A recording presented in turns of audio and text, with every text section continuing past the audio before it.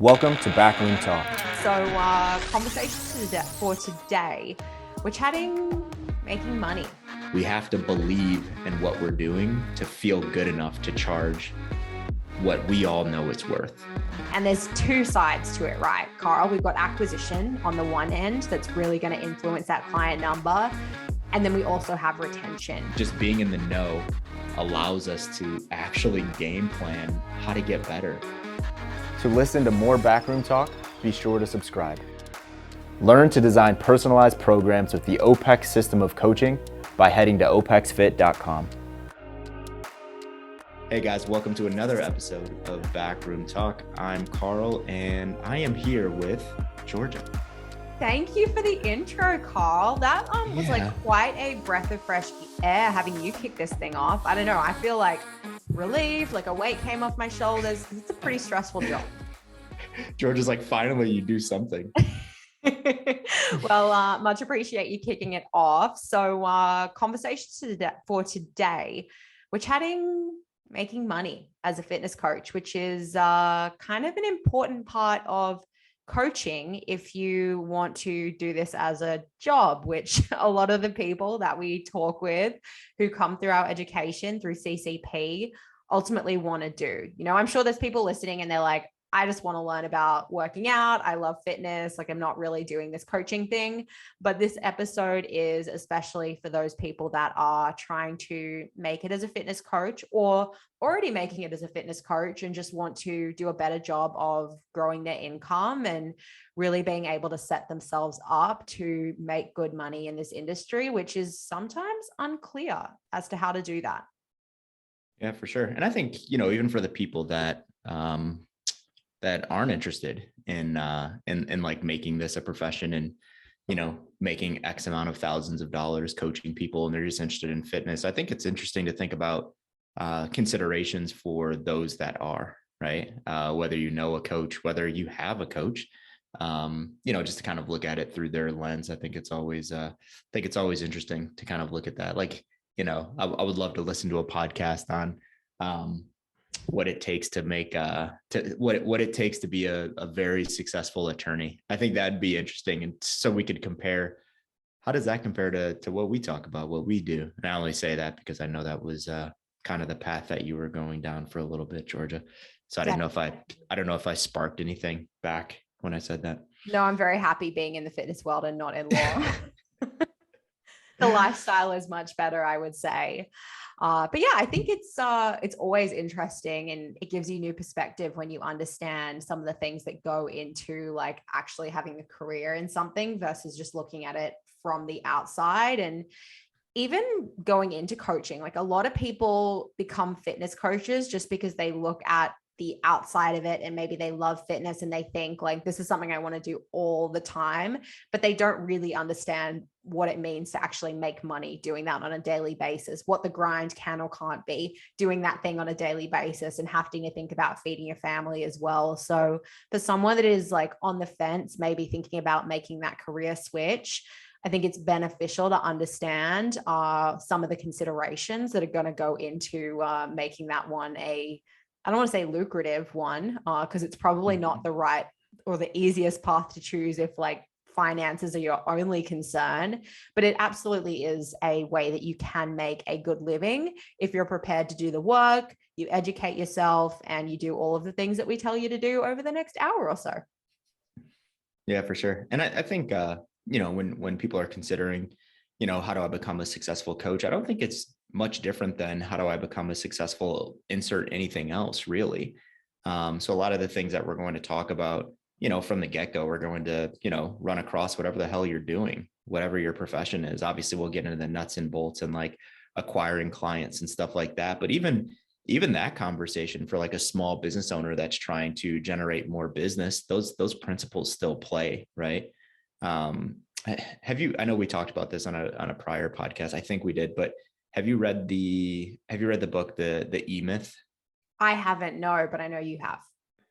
Yeah. That's a good case, right? So what they do is they take you through the book they take you through the entirety of the book from the lens of a bakery. It's a woman that is a sole proprietor and she owns a cupcake shop, right? And it's like, it just makes it so clear to you, like, oh, it could be a cupcake shop. It could be, I'm spinning up my own law office. It could be, I'm spinning up my own fitness business. It could be whatever, insert anything there. And all of those principles still carry over, right? Even when the author got into the nuts and bolts, they all still carry over. So I think that's important for anyone that's listening. It's like, I'm pretty sure, well, I'm not sure because there's probably some stay at home, moms, dads, husbands, wives, or just human beings that are listening to this thing. But, if you work for a living, I think a lot of this stuff will apply to you. Absolutely. I mean, fitness, there's certainly like some like specific little tactics and tricks and ways that you can optimize a career inside of fitness. But like you said, the principles of crafting a successful business and making money at doing something apply across the board, whether you're working in any industry. So hopefully everyone takes something beneficial away from this. Yeah. And if not, sorry. Yeah. We apologize. Bad luck, guys. Well, when we sat down to kind of talk about like, how do you make money as a fitness coach without getting into like the really obvious things that you need to do to make money, the first thing you brought up, Carl, and I know it's something you're chatting about with our OPEX gym owners, was just having great belief in what you do and being really consistent and sticking to those beliefs. Why is that something that you think is so important and foundational to making money and doing something, to the point that you're like, I want to chat about this with our gym owners at their next call? Yeah. I mean, you can argue that this isn't the case for someone that right? But typically when you don't see connection or purpose attached to something, someone can't do that thing over a long period of time, right? Because no matter what profession you're in, and especially in this profession, right? Like you go through ups and downs, right? Things get challenging. It's not always butterflies and rainbows, and we're always acquiring a bunch of clients and making a bunch of money.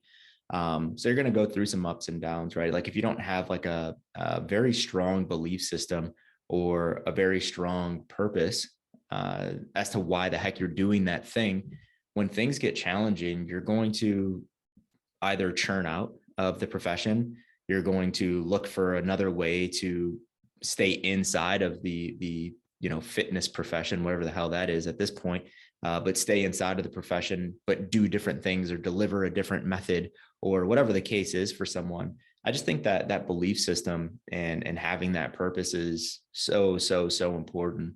I'm sure, you can kind of walk around to a bunch of different businesses, a bunch of, not even businesses, just a bunch of different people, right? And just have a conversation with them. And when you ask them, why are you doing what you're doing? You wouldn't be surprised, but I think a lot of people would be surprised as to the percentage of people that don't have an answer to that, like an actual answer, like a genuine answer to why I do what I do. So we would just call that a purpose gap, right? So, that purpose gap, I think, is so prevalent in all professions, especially the fitness one, where it's just like, I'm doing it to make money, right? And I know that's kind of the point of this conversation, but if someone is coaching only to make money, I just don't think they'll last that long in the profession, whether they're successful or not, right? Because I've known many coaches that have done really well and they still churned out of the profession because they're just like, it's too much of a job to me, right? Like I don't actually want to sit down with people and listen to their problems, right? I just want to like design exercise programs. I don't want to have conversations and build relationships with a bunch of people. I just don't have the bandwidth to do that. That doesn't fulfill me. And those people churn out, right? Or you have someone that's not successful at all, right? And they're just like, they're 12 months into this thing, 24 months into this thing, and they're just like fighting to stop losing money. And what is that person going to do if they're not really fulfilled or they don't have a purpose in what they're doing and they have that purpose gap? They're just going to stop doing it, or they're going to do something else.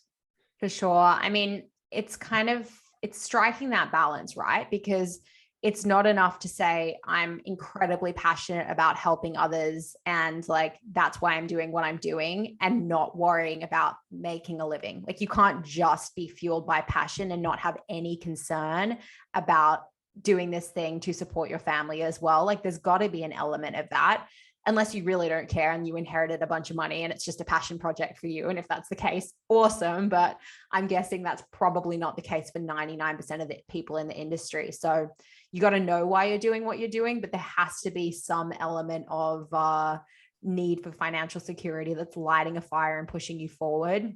But again, on the other hand, like you said, Carl, if it's just money, that is the reason you're doing it, you're going to find an easier way. As soon as something gets challenging, and this could apply to anything that you're doing, right? This is not exclusive to fitness. As soon as something gets challenging, you'll just look for an easier way to make money if that's the only reason why you're doing something. So yeah, I think striking that balance has got to be a part of it. And then also, I think the reason why a lot of people get into fitness, which is I really like working out, actually isn't a good reason to be a coach. You got to like helping other people. You got to like sitting with people through their challenges. And you got to, if you're an individual design coach, you got to like program design as well, which some coaches have experience with when they get into it. Some people don't. So really, as you get in the trenches and learn about what it means day by day to be a coach or even to be a gym owner, you have to realign that purpose with what the role actually is versus what your expectation of that role was. Yeah, for sure. And I think I think most people's, their like belief or like their purpose or whatever we want to call it. Let's continue to call it purpose for this conversation. I think a lot of people's purpose is actually dual or more, right? Like it's okay to say, I really enjoy helping people and I want to, unveil the truth in health and fitness to all of my clients and still have this, secondary purpose of, and I also want to, provide the best future that I possibly can for my kids, right? Through making money, doing what I'm doing, right? Like that's usually the case. It should be the case for most people, right? Like, cause if like what you're saying, right? If you're just like, I'm going to, all I want to do is help others and I don't care about myself, or if you have a family, I don't care about my family. You're also going to churn out because you're not taking care of yourself, right? It gets to a point where if you're not making enough money to survive, you can't continue to do what you're doing, right? Without dying, right? Because you're not making enough money to survive. So I think a lot of people's has to be dual or more purposed. Absolutely. And I mean, in CCP, we have the priority questions, right? Where we have people sit down and write out answers to a list of questions that ultimately end up boiling down and helping them identify what their big priorities in life are, which can really help someone as a coach or as someone who's doing fitness. Like we have coaches self-reflect on it, but then also use these with their clients, help them peel back and understand what those priorities are. And there's never just one thing on the list. Like it's never one thing that's important to you. There are going to be multiple things that feel like they could have that like first place position, or, one thing is primary and then there's a couple secondary pieces underneath. So I think for everyone, you're always going to have a few different purposes and things that light your fire and drive you forward. Yeah, definitely. So I guess to wrap that up, it's, when you're thinking about what your purpose is, it's simply asking yourself the question, why do I coach? Right? Like really challenge yourself with that answer. And if you find yourself saying, because I like to help people, you got to challenge that. I just don't think that that's enough. Because that's not actually connected to fitness directly, health and fitness directly, right? You can help people. Like, for instance, if you're saying, hey, I'm doing this thing and I want to coach because I want to help people. If coaching becomes challenging, you might just churn out and find another way to help people, right? Mm-hmm. And I'm not saying like back yourself into a corner so you can never leave the coaching profession, but really ask yourself the question, like, is coaching for me, right? And if you go through this thought experiment of like, I really enjoy helping people, and maybe there's someone sitting across from you and they're like, well, why do you enjoy helping people? And then you have an answer to that. And you're like, where do you find the most fulfillment in helping people? And you have an answer to that. And they ask you like 10 more questions and you realize like, oh my God, I don't actually enjoy helping people through fitness. I enjoy helping through philanthropy or whatever the case is. Right. So I think people just need to really, really think about that. What is my purpose or why do I coach? And we ask that in final projects. And it's always so interesting to read through those things, right? In CCP final projects, because that's one question that we ask is, why are you a coach, or why do you want to be a coach? And 80% of them are like 3 paragraphs long of just like, based on this experience I had when I was a kid, or this experience that I had when I was doing fitness myself, or whatever the case was. And then the other 20%, it's like that, right? It's like, because I enjoy helping people. And then you kind of like go through the rest of the final project and you're like, I could have guessed that's because I enjoy helping people final project, if that makes sense. Not judging my people that say because I just enjoy helping people, but it's clear that that's not actually thought through, and that's okay. And that's what we give them feedback. We're like, hey, think through that a little bit more, right? And all of them come back with a more extensive answer to that question. But I think we need to ask ourselves that no matter what we're doing, what's my purpose and why am I doing that thing?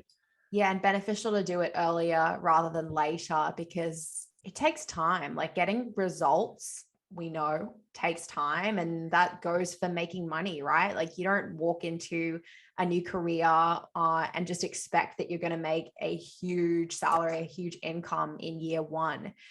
It might take years and years of doing the same thing over and over again, very consistently, finding new opportunities, refining what you do, growing your business to actually make good money. And so having great consistency by sticking to what you believe in, and not just like being distracted like a puppy dog, new thing over here, new thing over here, is really important, because you're not going to give yourself that opportunity to actually make the growth you need to, get the experience you need to, make the connections, build the relationships you need to, if you're constantly distracted by the next thing that could be the, silver bullet answer to your financial woes. Yeah, definitely. Any other pieces on belief, Carl, before we move on? Not exactly connected to belief, but I guess, it's my beliefs, I guess. So yeah. I think just to set this conversation up as we move forward and we get into specifics, I think that the like fitness business professional is bullshit, right? Like, I think that, the message that like we have the answer and no one else does. I'm not talking about us specifically, but the groups and the companies and the individuals that put out to the world, like, we have the answer to make this much money, or we have the answer to find success in this career. All you have to do is come on board. I think that's complete bullshit. And when you really dig into a lot of the content that those individuals are peddling out there, it's just like a bunch of really simple stuff. It's usually education. It's taking a bunch of money from people and it's saying that they're going to make, $20,000 in the next 30 days or something like that. So it's essentially like it's the fitness challenge culture, but in business, essentially, right? It's like, come in, we're going to go through this challenge and we're going to burn through all of these leads and we're going to make a bunch of money. And then we're going to be left with nothing, right? Essentially, that's what it is. I'm not going to name any names there, but usually that's what you come out with.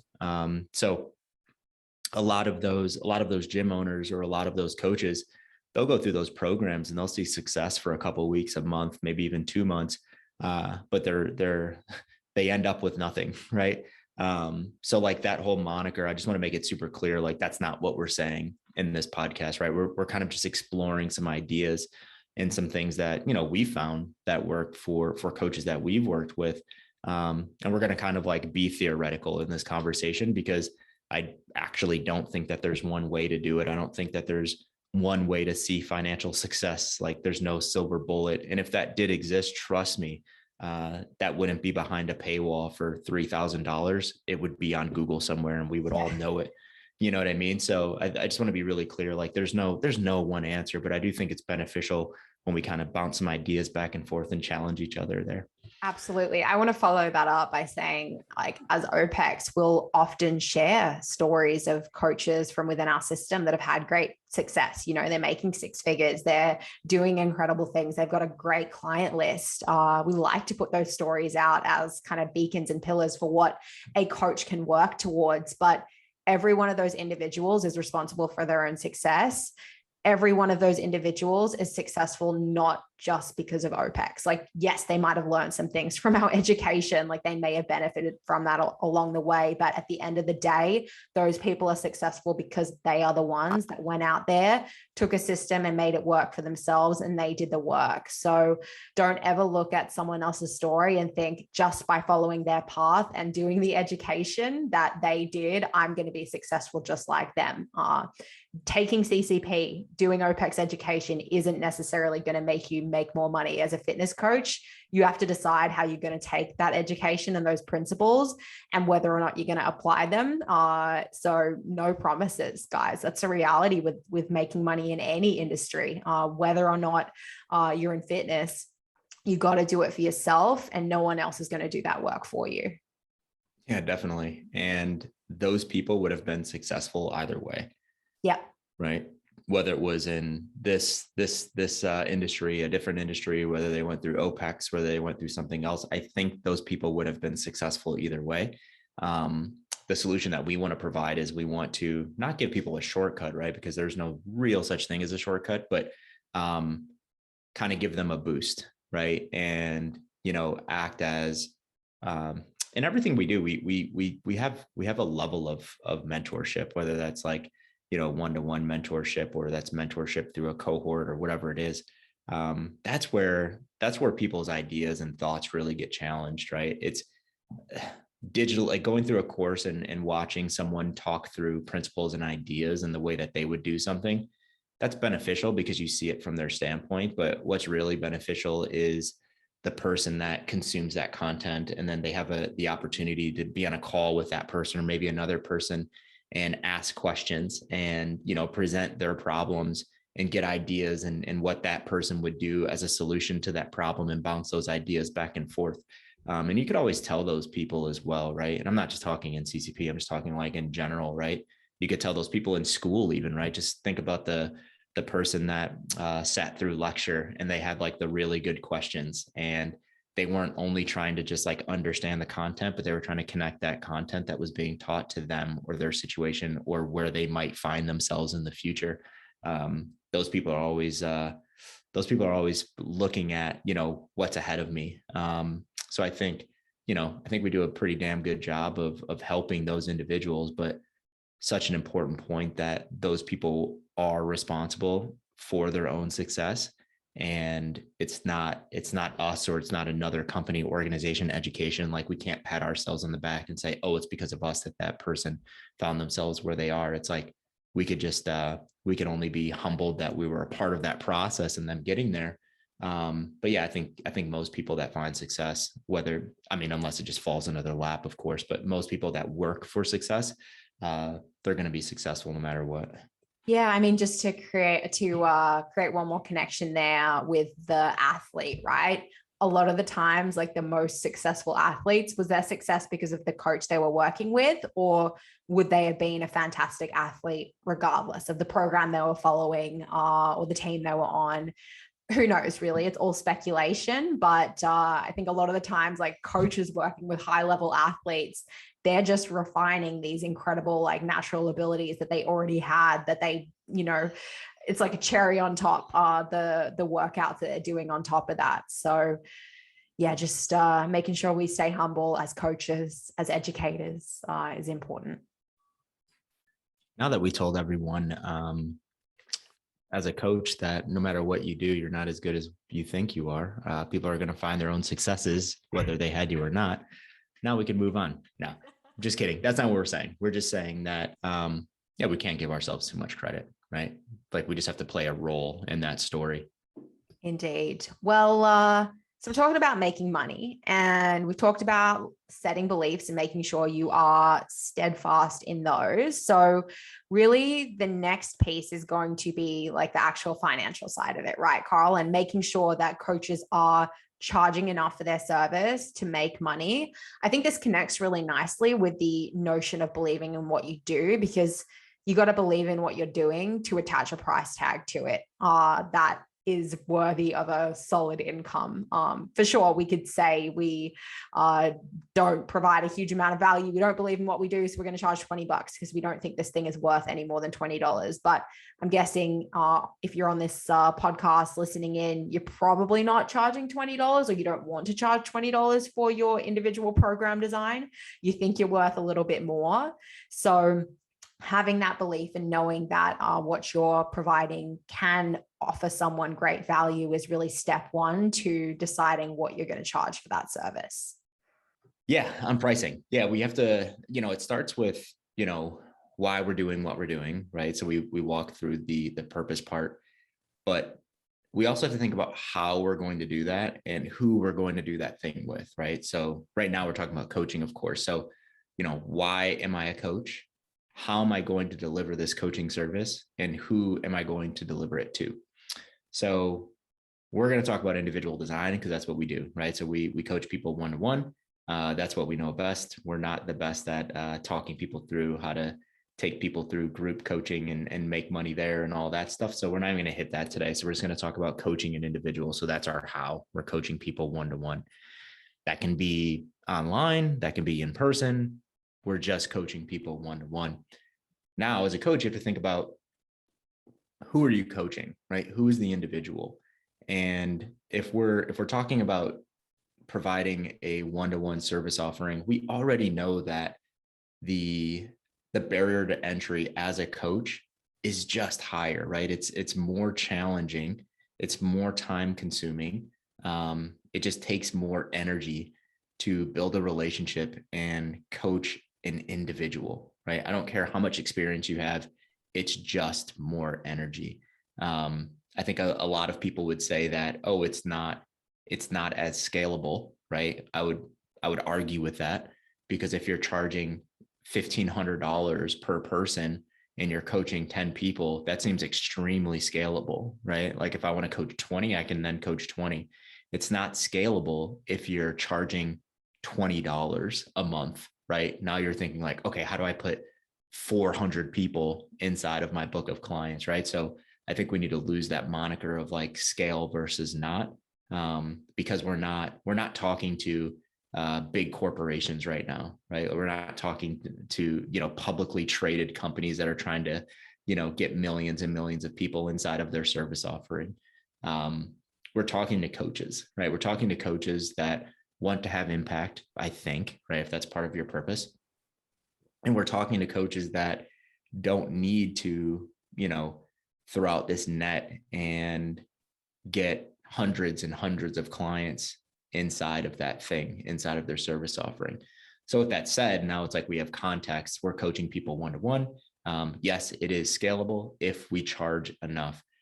We have to believe in what we're doing to feel good enough to charge what we all know it's worth, right? So I don't even want to let's do it. Let's throw around numbers, right? $100 for individual design is way too low. $200 for individual design is still low.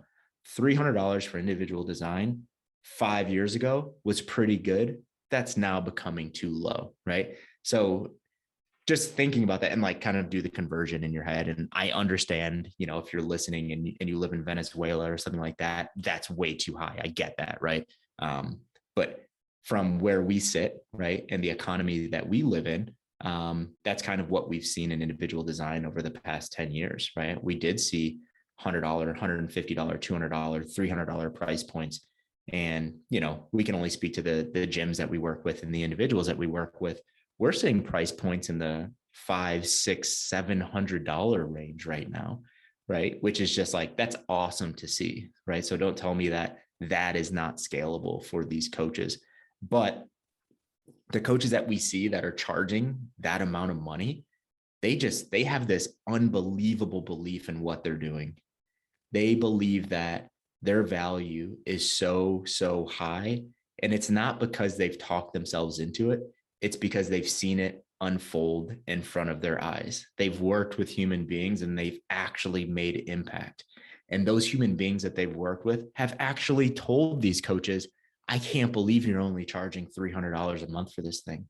I can't believe you're only charging $400 a month for this thing, right? So it'd be ignorant of me to just say you want to be an individual design coach. You need to be completely comfortable charging $500 per client, and you've never had success as a coach. It's I don't want to call it a tiered system, because it's not a tiered system, but it's one of those systems where you have to get some reps in, right? You have to get some reps in to get confidence, right? Like if you don't have reps in, or you've never coached people, I completely understand why you feel pause when we say don't charge $100 for your service, right? I understand that.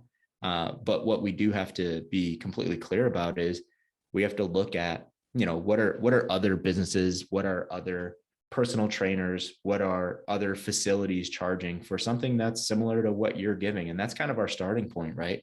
Because we have to think about, not only what are we worth, but what is the market willing to pay? And that's going to be different in La Crosse, Wisconsin, than it's going to be in San Francisco, California. It's just the reality. So, price points also have to be individualized, but it's not what the service offering is. It's where you are and what people are willing to pay. And Carl, are you speaking to, as you throw out these $500, $600, $700 numbers, are you speaking to coaches that are working in person where clients have access to a gym, or also considering coaches working in a remote setting? Yeah, that's a good point. So when you start to get higher, if a remote coach comes to you and says, "Hey, I want to charge you $800 for this thing," I would probably run in the other direction, because I haven't seen a remote offering that can offer that. So yes, those higher numbers, those are in person. Considering that there's facility costs, they have access to the gym, potentially some other nice, perks of that space, as well as the actual coaching service. Yeah, I would actually say it's more so the coaching service, and how much elevated the coaching service can be when you're actually around that individual. That's a great point. Yeah, because it's like we have a remote coaching business, right? Like we're a part of that, but we would never say remote coaching is better than in-person coaching, because it's not, right? It's just not. Remote coaching does have its limitations, but remote coaching is great for the right person, right? Remote coaching is good for the person that doesn't want or need those in-person touches. But I would actually argue that everyone would benefit from having some type of in-person touch point, especially people that are looking for their way, right? That aren't, completely autonomous in their own fitness journeys, right? Those people are just, they're great candidates for in-person coaching. Definitely. So for the person who's listening to this and they're like, well, Carl, I'm charging $100 for individual design, and now you're telling me I should be charging $500. What do you tell them? Like, how do we go from we're at $100 or $200 and we want to move that number north? Any initial steps you would advise they take to increase what they're charging? I know this is kind of a big conversation. No, I'm laughing though, because it's actually not. It's not because you can't change people's minds, right? You just can't do it. It's you can convince someone to do something, but I'm a firm believer that you can't just change someone's minds in a conversation. And we've had this conversation so many times. So that's why I'm laughing. What I would do in consultation with that coach that's charging 100, and let's not get crazy and say they need to go to 500. They need to go to 200, right? Like I just tell them, or I would actually ask them questions, right? I think that's where we start. You start with asking, okay, what's included in your service offering, right? Because even individual design coaching, like you'll talk to one coach or one business and they're doing one thing, and then you talk to an OPEX gym and they're doing something completely different. So I would ask them that first. What's involved in your service offering? And then kind of like, okay, create kind of your opinion on value as they talk through that. And then I think you have to ask the question, what do you think this thing is worth?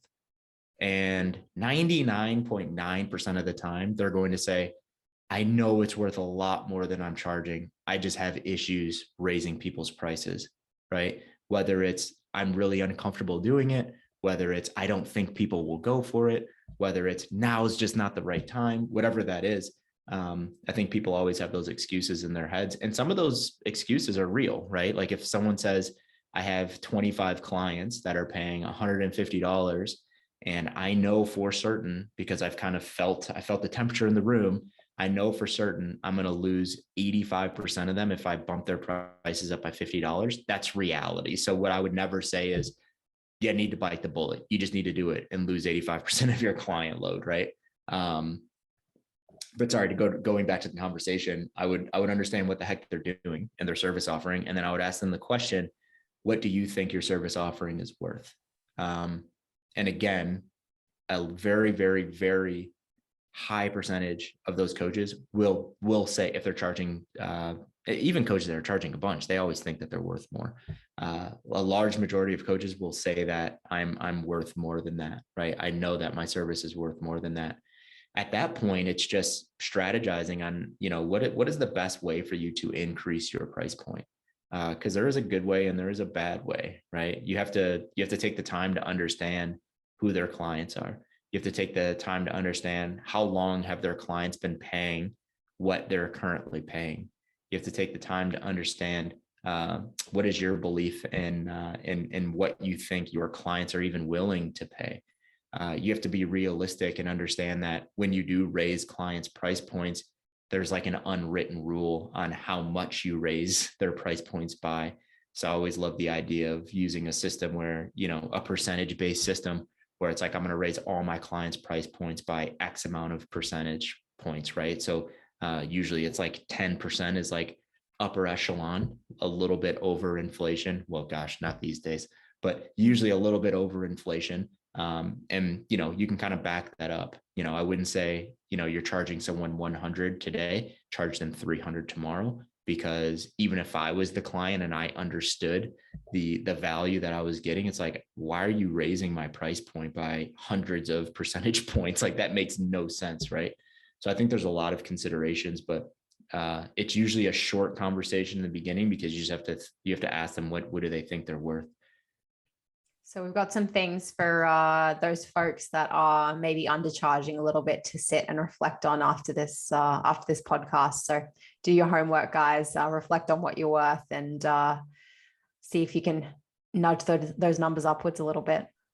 Yeah, and there's best practices in how to go about raising your prices, and again, those best practices are so relevant to the things I laid out, right? There's no like, this is the way to raise your rates, have at it and do it.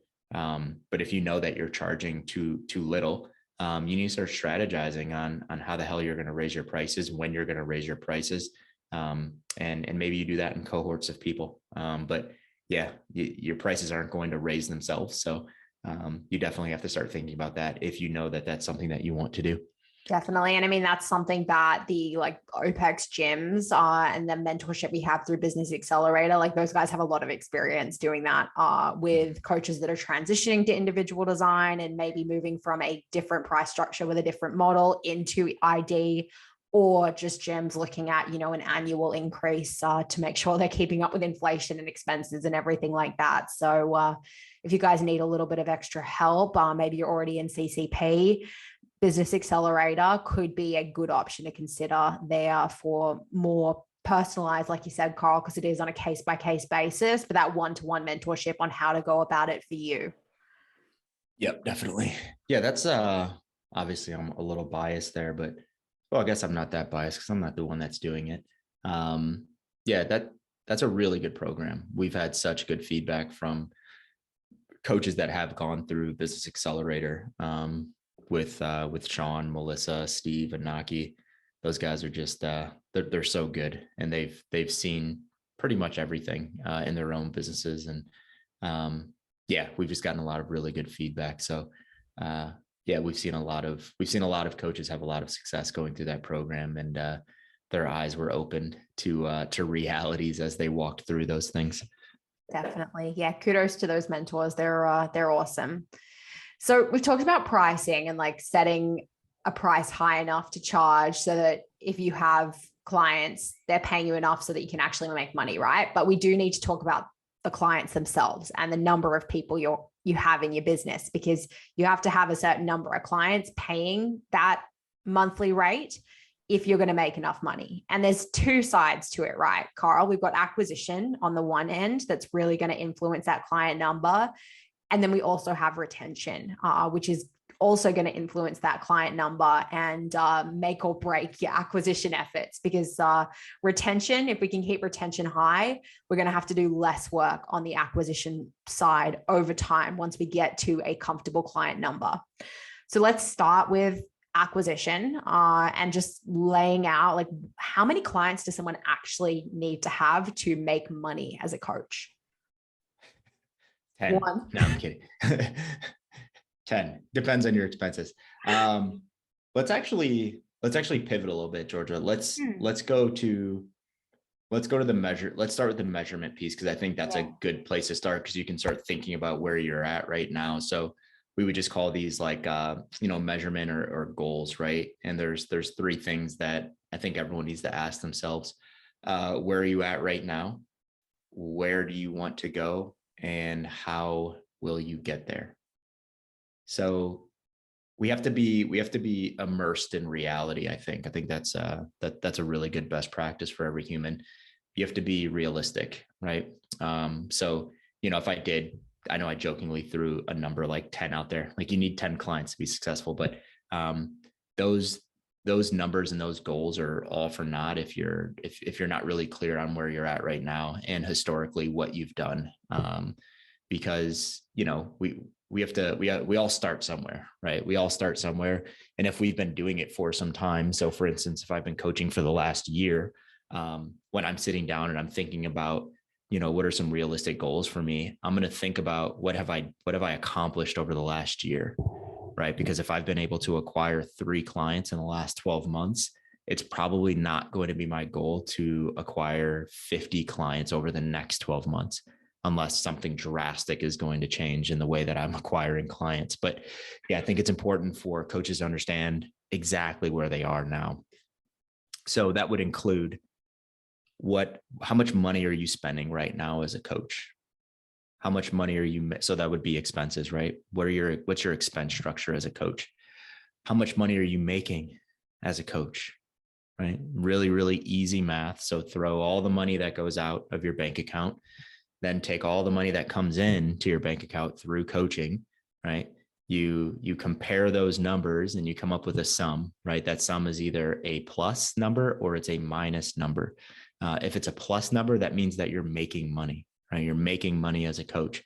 If it's a minus number, you know that you are losing money as a coach.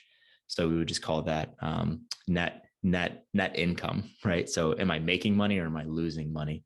So I think we need to start there from a financial standpoint. Then you need to look at, okay, how many clients am I coaching, right? So if I'm coaching 10 clients and I'm bringing in $100 per client per month, I'm making $1,000. I'm bringing in $1,000 in revenue. What are you going to get from that number? You're going to get your average price point per client, right? So I already said it, right? It's $100. So without even thinking about acquisition, if your goal as a coach is to make a better living, what would the first thing that you would think about if you're coaching 10 clients at $100 and you're bringing in $1,000 in revenue? What's the very first thing you're going to think about if you want to make more money? Are you asking me the question? I'm asking you. Yep. Yeah, yep. This is a tough one. $100 isn't enough. Let's take him to $200 and make $2,000. There you go. Right. So, you just 2x the revenue that you're bringing in. And if you did that math equation on expenses and revenue and you were in the plus, you're making 2,000 additional, like that's 2,000, that's $1,000 additional dollars that are going right into your bank account. So I think problem number one is coaches think about acquisition first. Yeah. I get it. If you have 0 clients, if you have 0 clients, yes, think about acquisition first. If you have 5 clients, yes, think about acquisition first. If you have a client load and you want to make more money, critically look at how much you're charging within the service right now. And that goes back to that very first thing that I said on scalability. You will fall into that trap where coaching will not be scalable if you're continuing to put clients in at $100 and you're not making enough money, right? So that would be the very first thing that I look at is what am I charging per client? And it's such a terrible rabbit hole to go down, to think about how do I acquire more clients at a low price point.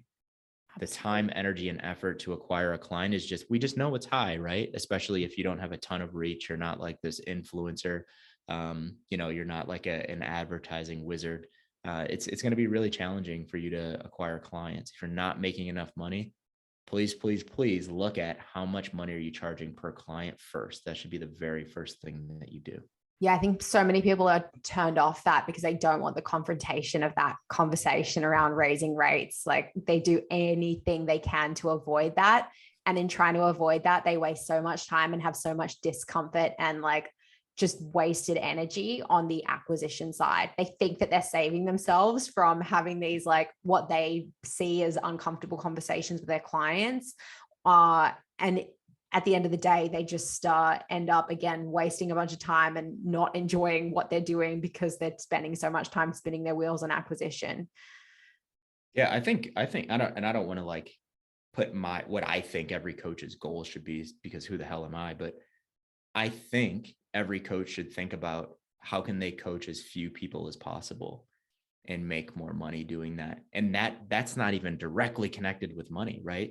Even the coach at the top that said, I want to have more impact with my clients.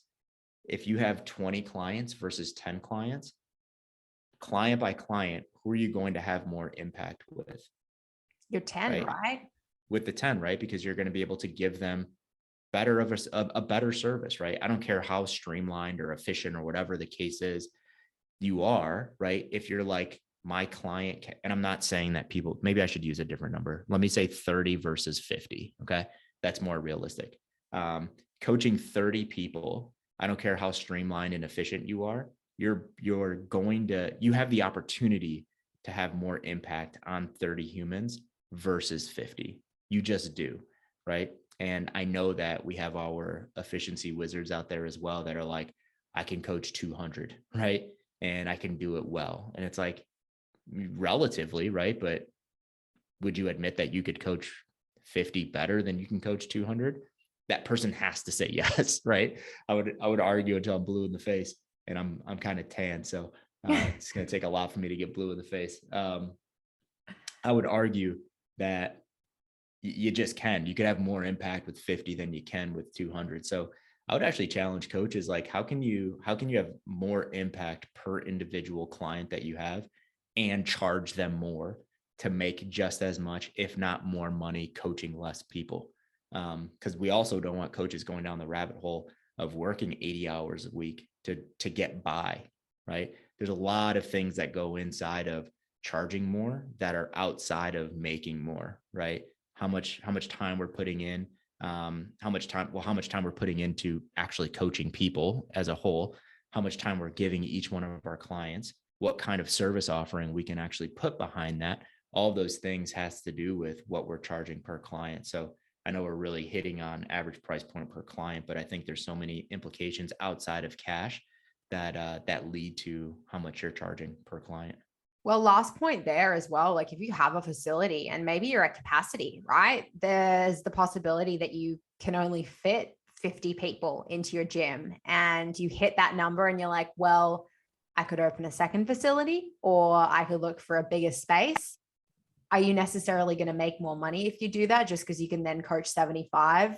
No. You may be in a better situation staying with the 50 clients you have and looking at how you can provide them more value and increase their rates over time, rather than looking for the next bigger, better thing or another facility. And like, how many times have you seen someone open a second gym, Carl, only to have it close down 12 months later? Oh, yes. Yeah. I didn't fall into that camp of it closing down, but I've had multiple gyms at a given time, and it's not all it's cut out to be. It's challenging. Yeah, it's challenging.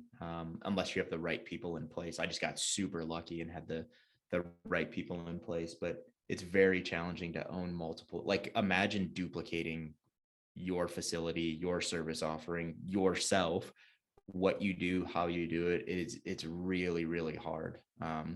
Anytime a coach asks me, should I open up another facility? I'm always like, I'm never bullish on it. I'm just like, no, don't do that. Figure out anything else except for that. Because a lot of coaches that want to open up multiple facilities, they want to do it so they can say that they have multiple facilities, right? Realizing that you're signing another lease, realizing that you're hiring more coaches, realizing that you're doubling your budget on absolutely everything. Your expenses are doubling across the board. I very rarely think that that's a good idea to go to multiple facilities. I love the idea of just increasing your price points and capping your membership base. And it's such a good feeling when I see gyms that have a waiting list. I'm like, oh, I love that. There's like literally people on this list waiting to be a client of theirs. That's so good to see. I like that. It is indeed. So we got a little bit off track, but we're talking about know where you sit and ensuring you actually understand what's going on with your finances. Yeah, definitely. So on that, and we'll just take it to the next point of understand where you want to go or know where you want to go. Knowing where you sit and having historical context, you can better forecast where you're going to be in 6 months, 1 year, 1 quarter, whatever the case is. But then you have to think about how the hell am I going to get there, right? So let's go through the average price point idea. I'm charging $100. Where I want to go is charging $200. It's not as easy as just saying, I want to charge $200. I'm going to send an email out tomorrow and get every client on this $200 membership. You have to strategize that, right? You have to think about how long is it going to take me to have an average price point of $200? What are the steps that are included in having an average price point of $200? Because with a large client load, that's a process. If you have 5, yes, you could probably flip those 5 right away and be done with it. But if you have a large client load and with varying amounts of time that they've been a client of yours, you need to think about that. You need to think about how the hell am I going to get there?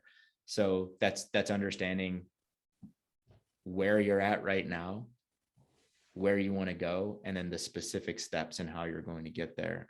So if we're talking about acquisition, right? I know we're going to roll into acquisition in a second here, but if you're talking about acquisition, if you have 25 clients and over the last 6 months, you've added 6 and you want to add 25 over the next 6 months, you have to really critically think about how am I going to get from 6 to 25 over the next 6 months? Like, what are you going to do?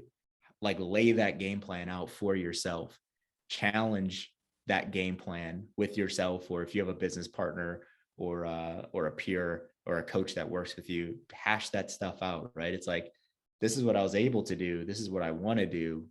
What anyone would ask you is, what changes are you going to make to get there, right? And you need to really think about that. If the thought is, for purposes of this conversation, I want to make more money, right? Where are you at right now? What's your expense structure? How much revenue are you bringing in? How much money are you making? What has that ascent or descent over the past 12 months look like in terms of those numbers? Let's just call it profit. What does profit look like over the last 12 months? If you're saying you want to increase your profits by 200% in the next 12 months, how are you going to do that? Now you can start to see there's a bunch of pieces that are inside of making money, right? How am I going to increase my price point if that's a part of your strategy? How am I going to acquire more clients if that's a part of your strategy? How am I going to reduce expenses if that's a part of your strategy, right? We can't just say, I want to make more money and just hope that it happens, right? We have to understand the things that need to happen to eventually make that money, right? How well am I acquiring? How well am I retaining? Where is my price point right now? Where do I want my price point to go? There's hundreds of things that we could put inside of that. We just have to understand what those little shifts that we have to make on a gym owner by gym owner basis are as we lay out that outcome that we want. It's funny because what you're describing is exactly what coaches do with their clients on a daily basis, at least in the individual design model. We assess them, we set that like end goal, and then we do the work in periodization and program design to actually put a plan in place to get there. And that's like so fun and enjoyable for us in fitness, in exercise, in nutrition. But then you start applying it to the business, and it really is just the same principles and the same framework. And all of a sudden coaches are like, nah, like they freeze, but they know how to do it. They already know how to do it. Yeah. I think a lot of coaches are just afraid that the truth is going to be something they don't want to see. Right. No one likes bad news, right? No one likes to feel like they're failing. A lot of people don't want to assess themselves until they think that they're going to like the results. It's like the client that's like, I don't want to jump on the InBody until I feel like I'm going to like what I see. Right. And then you're like trying to be empathetic to that client. Like, okay, I get it. You don't want to see that, but I got to like, I want to see where you're at right now. Cause I need to make some shifts. And I need to know what direction we need to go. So I think a lot of people, they just pause on this whole idea of assessing their business because they know that they're not going to like the numbers. And most of the time, honestly, when they see the numbers, they're like, oh shit, it's not as bad as I thought. Right. But just being in the know allows us to actually game plan how to get better. If we're just guessing from a business standpoint, we're going to get, I think I mentioned this to you yesterday, right? We're going to get to the point where we're like, oh my gosh, I probably have a runway of another 30 days versus if I continue doing what I'm doing right now, in 12 months, I might have to shut this thing down, right? Imagine, just look at the differences there, right? Imagine having to make all these shifts next month versus I have 12 months to make this thing work, right? Like just to have that foresight as a coach, but I don't care what you do, right? Like you deserve to have foresight, like you deserve to know what's coming. So just don't put the wool over your eyes and take a look at the truth. Assessment is the truth, even from a business standpoint. Don't be weird about finances, guys. Just take a look at that stuff. For sure. So acquisition, should we spend just a little bit of time here? And I feel like we can keep this pretty simple. Yeah, for sure.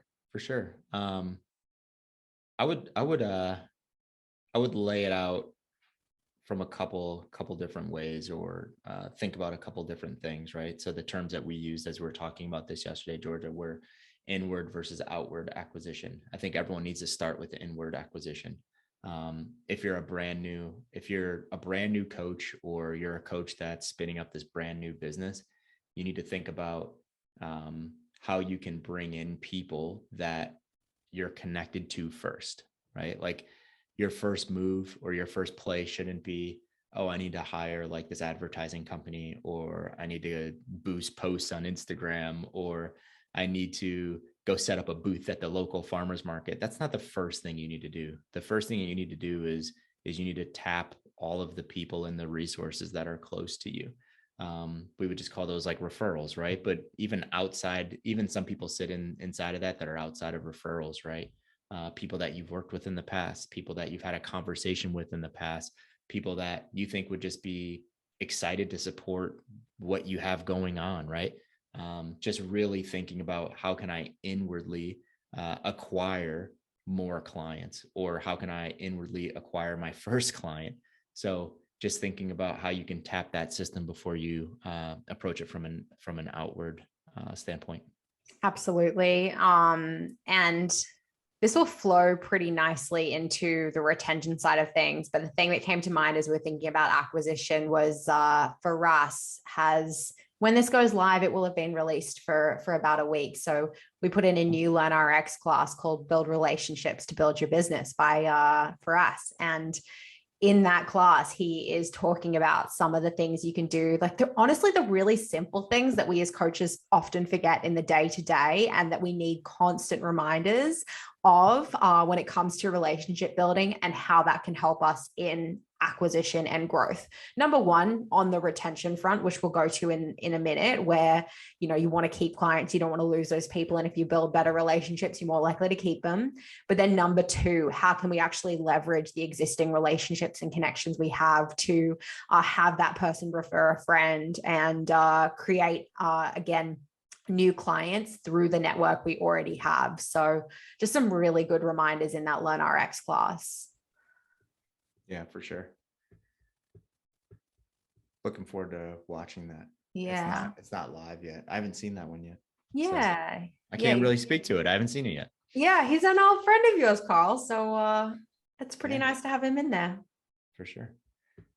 Should we go into retention? Yeah, it's a retention. I don't know if there's more to say on acquisition, because I don't think we're giving away like any like social media advertising strategy tips or anything like this on this podcast. No, I think something that we talk about in the professional is know your market size, right? Like know your market size. I think we get sucked into the trap of thinking that we need to reach absolutely everyone in acquisition, right? We have a graphic in the professional book. It's like this massive like blob, right? And this blob is like the entire fitness market, right? Not like fitness coaches and stuff like that. It's like clients that need fitness coaching. And I think we get caught in this trap, like, oh, we need to speak to every single one of those people. Remember what we talked about, right? Like we're trying to coach 30 people, right? There's millions and millions and millions of them from a market standpoint. Now, bubble that down if you're doing something locally, right? Look at the people in your community, right? If you live in a town or a city that has 300,000 people, maybe take 80% of that, and like that's your market, right? Look at that number and understand how few of those people you actually need to connect to, and how few of those people you actually need to have in front of you, and eventually convert into a client to see success. Because if we're talking about 30, 40, 50 clients equaling a pretty decent amount of success, considering you're charging a decent amount, you don't need to speak to 300,000 people. You just need to speak to 200 people. That's it, right? Like 200 people need to know who you are. So I think that's really important. And it's less daunting when people look at it like that. They're like, oh, I don't need to like be this marketing wizard to have success. It's like you don't. You just need to reach the couple hundred people in your community. Definitely. So that's acquisition, guys. Retention on the flip side is another thing that's gonna ultimately massively influence the number of clients that you have inside of your gym or your coaching business. Why does retention matter, Carl? And how do we influence it? Yeah, retention is important because if we have a high percentage of retention, that's let me actually put it like, instead of being theoretical, let's lay out. I always just like think about like real numbers, right? So let's say we have those 10 clients and we're retaining at a rate of 70%. So we're losing 3 clients every single month, right? Over a 12-month span, we lost 36 clients, right? Like if we're refilling back up to 10, back up to 10, back up to 10, right?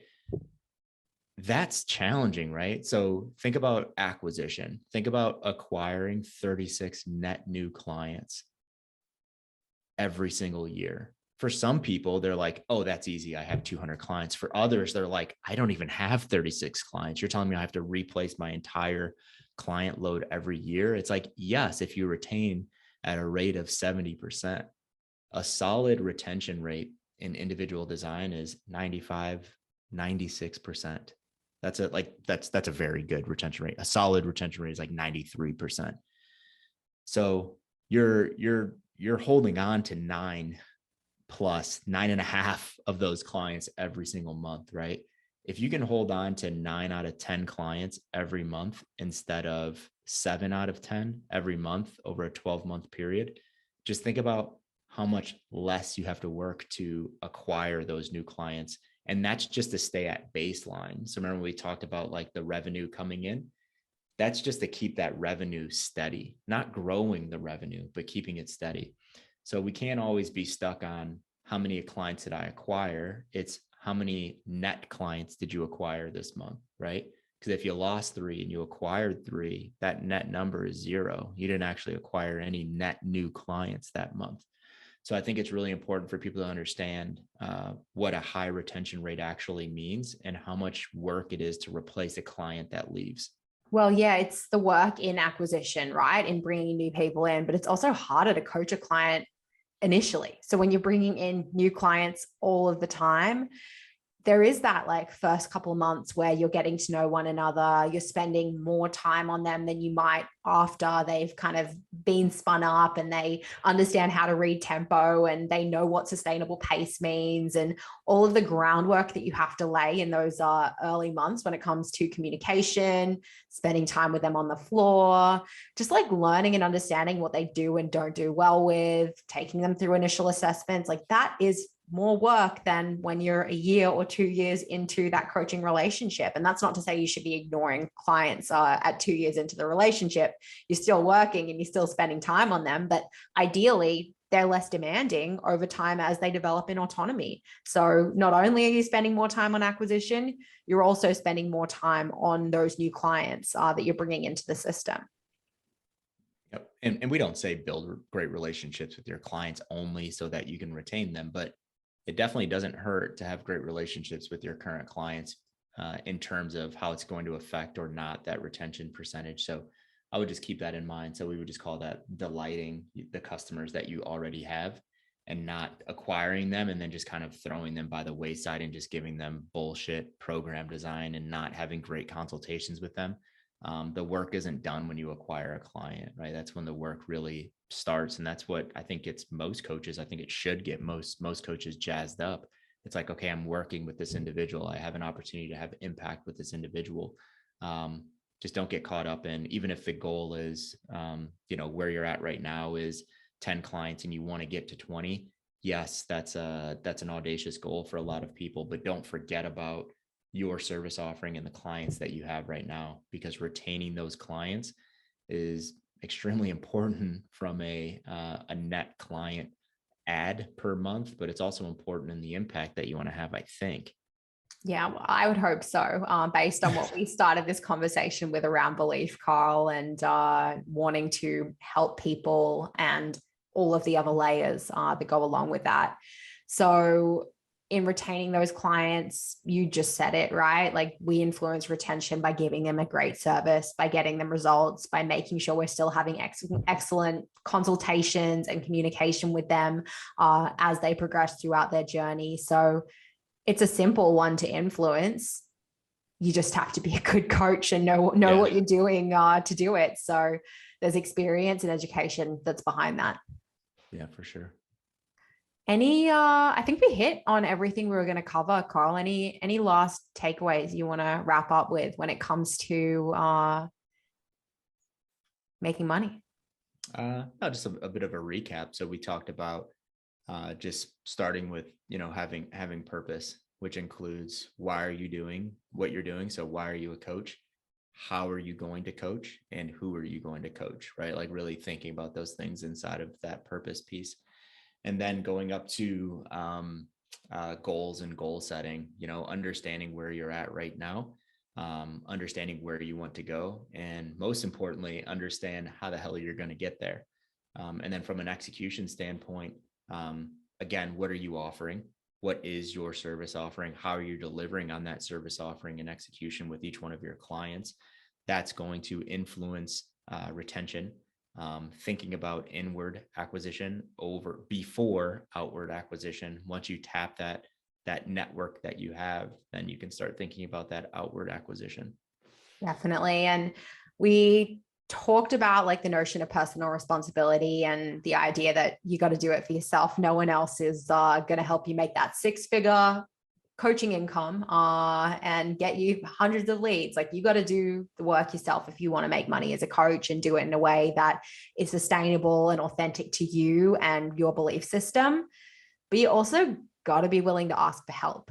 You can't be too proud and too independent or whatever it might be, or lack the confidence to reach out to the network you have and like take advantage of the work other people have done before you when it comes to systems, when it comes to going through things like raising your prices, improving your retention rates. Like, other gym owners, other people have experience there. Like, certainly you've coached so many coaches and gym owners through that process inside of CCP, Carl, along with our mentors in Business Accelerator. So I just want to remind everyone who's listening, especially if you are a CCP coach, if this is something you are struggling with, reach out, like take advantage of the resources that you have. The people that are most successful within our system, yes, they do it for themselves, but they also have an open line of communication with us. They ask for help. They take advantage of the resources that they have access to, and they're not shy to put up their hand and ask a question when they have one. So yeah, don't sit alone with your calculator and your spreadsheet wondering how to do things. Make sure you do reach out and get in touch if you need a little bit of extra support, because it's what we're here for. Yeah, and I must add, we are built like we're all the things that we're building in Coach RX in terms of our business suite. That's what we're trying to do. We're making individual design coaching from a business standpoint just simpler, right? So there's a lot of systems out there that can kind of get us to where we need from an ID business standpoint, but we've built and we're continuing to develop our business suite inside of Coach RX to better understand where the heck you're at, to better understand where you've been, to better understand if you're on the path to getting there from a metric standpoint, and to more easily do quote unquote business stuff inside of a coaching platform. So if you're not in there and you're not connected to our payments, get in there and connect to that, because we have some cool stuff coming. We've dropped some really cool stuff, and we have some cool stuff coming connected to payments and understanding your metrics inside of Coach RX. Definitely. CoachRx.app, and there's a free 14-day trial for anyone that has never used it before. So get in there, experience that thing. And on the education side, we're enrolling for our July OPEX CCP cohort right now. So come click the link in the description and apply to join that next cohort. You'll have a chat with a coaching advisor who will answer all of your questions and figure out if it's the right fit for you. Awesome. Thanks, everyone. Yeah, thanks, guys. Go out there, make some money, and have fun while you're doing it.